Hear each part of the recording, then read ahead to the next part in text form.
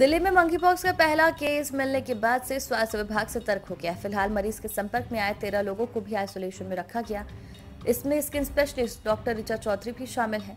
HT media report के अनुसार doctor Richa Chaudhary ने मंकीपॉक्स के बारे में कई महत्वपूर्ण बातें साझा की। उन्होंने बताया कि पहली बार 16 जुलाई को एक मरीज उनके पास पेट, पैर, छाती, जानांग क्षेत्र और हथेलियों पर त्वचा के फटने संबंधित समस्या लेकर आया था। उन्होंने बताया कि वो मेरे पास इस डर से आया था कि उसे चेचक हो गया। इसके बाद डॉक्टर ने उसे 5 दिन की दवा दी थी। डॉक्टर ऋचा चौधरी ने कहा कि 21 जुलाई को जब मरीज अपनी 5 दिन की दवा की डोज पूरी करके वापस आया तो उसकी त्वचा के घाव आकर बढ़ गए थे।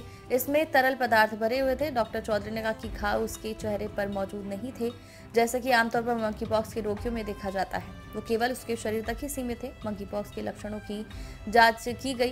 डॉक्टर ने बताया कि वो उससे पूछती रही कि क्या उन्होंने कोई हालिया विदेश यात्रा की, तो उसने इससे इनकार कर दिया। मरीज ने बताया कि मेरे पास आने से 2-3 दिन पहले उन्हें बुखार था। डॉक्टर ने पहले कहा कि एक पल के लिए मुझे पता ही नहीं था कि उसका निदान क्या हो सकता है, लेकिन फिर मैंने जल्दी से कंप्यूटर पर मंकीपॉक्स के लक्षणों की जांच की।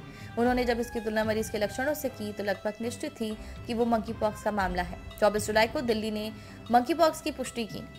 डॉक्टर ऋचा चौधरी ने कहा कि इसके बाद national institute of virology Pune से मरीज की रिपोर्ट पॉजिटिव आने के बाद 24 जुलाई को दिल्ली ने मंकीपॉक्स के पहले मामले की पुष्टि की।